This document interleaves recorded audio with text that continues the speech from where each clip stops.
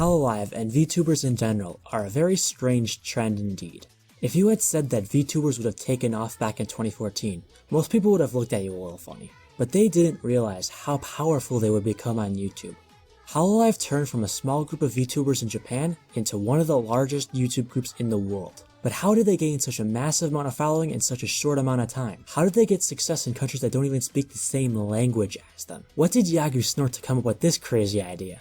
Today, I wanted to highlight some important parts of Hololive history. While most people believe that Hololive is a sudden trend, it really wasn't. Someone has been playing this in the shadows for years. In 2016, Motoaki Tanigo, otherwise known as Yagu in the Hololive fandom, founded Cover Corp. Cover Corp was primarily focused on VR and AR development, but eventually they decided to focus on a new type of VTuber, called a virtual YouTuber.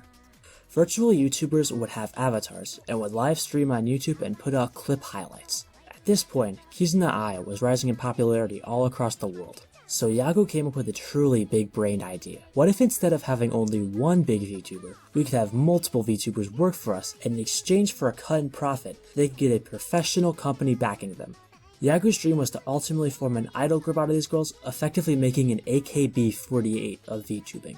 This idea ultimately led to the creation of Hololive Productions. While Hololive may not have that much of a VR or AR focus at this moment, they are really planning some truly exciting things in that space. But we'll be discussing their ventures into VR and AR later in this video.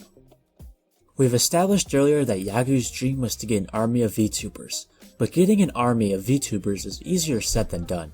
The advanced technology Kizuna Ai uses has a massive overhead. She needs a whole team of technicians, animators, producers, and editors behind the scenes. 3D の VTuber、キズナイちゃんのようなトップのタレントに関してはすごくファンが多くて、動画の編集とか、スタジオでの撮影だったり、広告の営業っていう資金を賄えるんですけれど、それ以外の会社さん、後発で始めた会社さんってなかなかその資金を賄えなくて、ギブアップする会社さんが実は多かったです。みたいな状況の中で、ライバーであれば、ライブ 2D のモデリングと iPhone X を、ご自宅に提供すれば、すぐに始められるということで、かつ広告営業をいらずに、このライブ配信に対して、投げ銭していただけるという形で、非常に伸ばしています。While Hololive does require some of these roles, they're able to cut the overhead of running a VTuber channel. Rather than having every girl use expensive 3D rigging software and hardware, they've opted to give each girl a high-quality live 2D model, which they can then use face rigging software and then display their expressions onto an anime avatar for their viewers. The idea wasn't necessarily unique, but it sure did save them a lot in overhead. Every VTuber could hypothetically live stream out of their rooms. This thinking made their business profitable. After they figured out their business strategy, they had to test it out. They decided to start with a VTuber named Tokino Sora. She is the first Hololive VTuber, and is often widely respected by younger VTubers for being the first to make the jump with Hololive. After they saw the success Sora reached in Japan, they decided to add more VTubers. They then added Roboko, Sakura Miko, and Hoshimachi Suisei. These girls are considered Generation Zero, and they are considered the precursor for the things that were going to happen to Hololive. At this point, I should probably explain how Hololive recruits VTubers. When Hololive recruits new talent, they will make people audition for the role. Hundreds of people audition to be the next VTuber sensation, but ultimately only 5 are selected. These future Hololive VTubers will be given an avatar and the Hololive team behind them. So far, the system has worked out very well for them, with a total of 52 active Hololive VTubers in 4 countries at the time of recording. However, creating VTubers isn't enough to actually get popular. You also need to market your VTubers in order to gain success.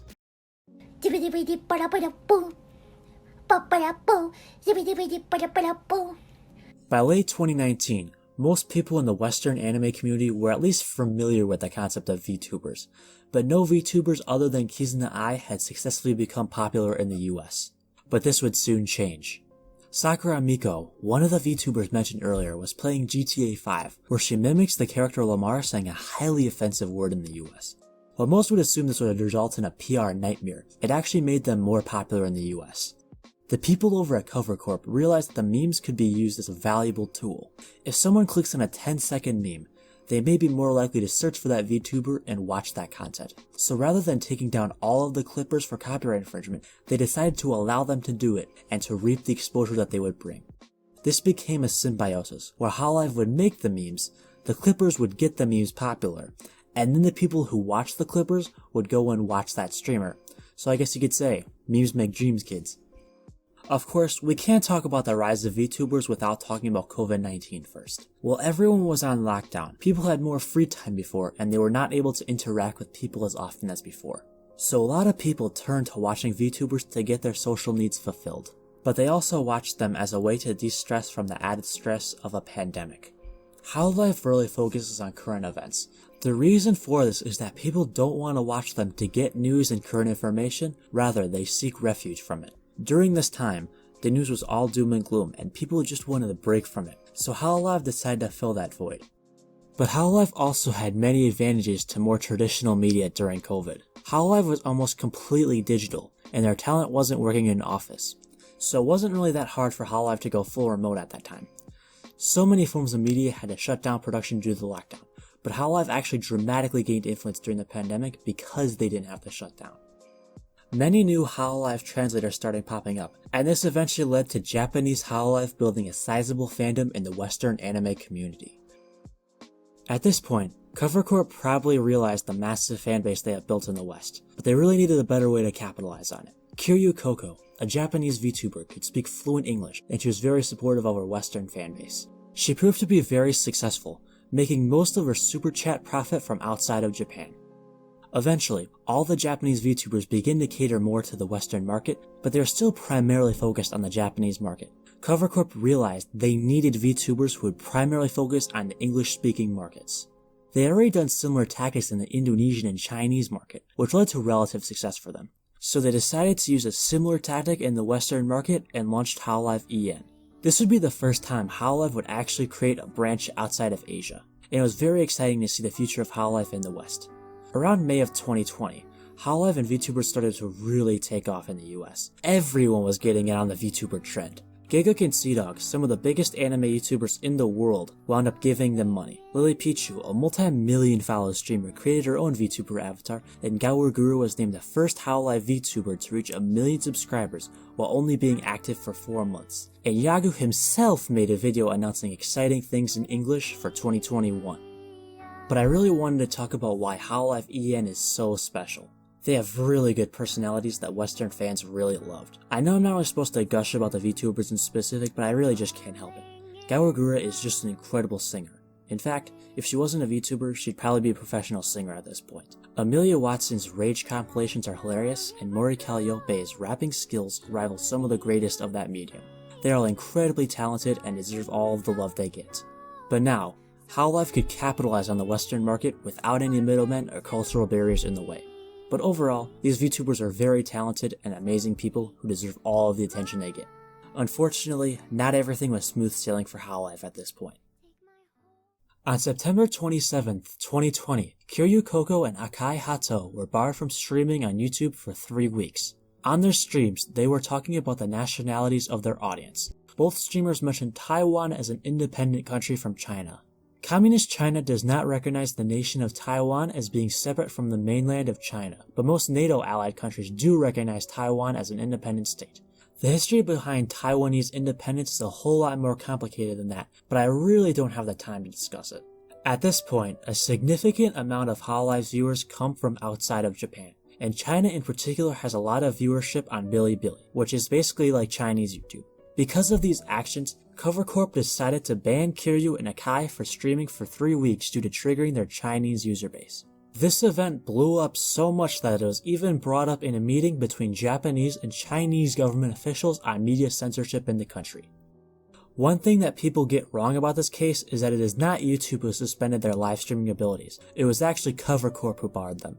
As much as everyone hates YouTube for how bad they managed the website, they played no part in this case. YouTube doesn't have any operations in China, so they have no qualms about people uploading anti-Chinese government stances as long as it's not violent. Although Kiryu Coco couldn't stream, she continued to put out videos to keep her fans entertained while she was banned. But don't feel too bad for Kiryu, because the story has an incredibly good ending. Coco was the highest earning live streamer worldwide on YouTube for 2020, making just shy of $1.5 million. And Akai Hato didn't do too bad either. making around $400,000 for 2020. So to say that they're doing good would be the understatement of a lifetime. Also, after this incident, it looks like Hololive is trying to decrease their investments in China. In late 2020, they announced that all members of Hololive China would be graduating, a term which they used to indicate a departure from the company. This most likely came after massive outrage from Japanese and American fans. It's always sad to see people lose their livelihoods, but it was probably necessary at that point. They probably realized that working with the Chinese government was too much of a headache, and that they should only support the Chinese market in passing to prevent any issues with Chinese government. But alas, it seems like it was actually good luck that they pulled out of China right then too. It looks like China is going to put out a law effectively doxing all live streamers in China, requiring them to submit their ID and their address to the government. But because all Hololive members are overseas now, they won't have to deal with that. Now that we've heard of the history of Hololive, what does the future entail for it? I definitely think that Hololive will have a very strong future. In the immediate future, I think they'll probably get some new idols. I definitely think that we'll get 2 generations of Japanese Hololive, we'll probably get a new generation of English Hololive, and they may open business in another language as well. This is all speculation, but I'm predicting Hololive will set up shop in either India or Latin America. India is set to become the largest country in the world by population and is a prominent anime community, so they may want to capitalize on this untapped market. But they may also want to tap into the Latin American market as well. Latin America has historically been a significant part of the anime community, so I think that if Hololive sets up Spanish idols, that market could become incredibly lucrative as well. While it's incredibly exciting to hear about new VTubers, there's probably even more crazy technology that'll be coming out as well. I think that Hololive will try more in the VR space, more specifically a VR concert. Cover Corp, as previously mentioned, was primarily a VR and AR company. All this Hololive stuff was to give them plenty of money to play around with. They already have an AR app, which allows you to take pictures of your favorite VTubers in real life, but I think they're much more ambitious than just having a phone app that takes pictures. I think Hololive may team up with a company like Facebook or Valve to create a concert setting where you can see your favorite VTubers perform for you. This idea could go really well for them. Regular Hololive concerts already sell out all across Japan. This is more long term, as VR headsets are still relatively niche, especially in their home country of Japan, but I think that in a few years, Hololive could pull off something crazy like that. I don't know about you, but I'm incredibly excited to hear about the future of Hololive. It shows that while they may have risen due to popularity, they're going to be sticking around for the long run. Overall, Yagu was unable to gain his dreams of a VTuber AKB48, but he was still able to make a crap ton of money in the process. I think he wants to still try out the idol idea, but he's probably incredibly happy to see his baby grow into something known all over the world. Hololive is a very interesting place, with many amazing talents. I hope that you can fully understand the grasp of it now, and that you can explore the world of Hololive for yourself. Thank you, and have a nice day, evening, or night. Thanks for watching my YouTube video. If you enjoyed my content, please give me a like. And if you'd like to see future content, click the subscribe button, hit the bell icon to hear when new content releases. Thank you, see you guys next time.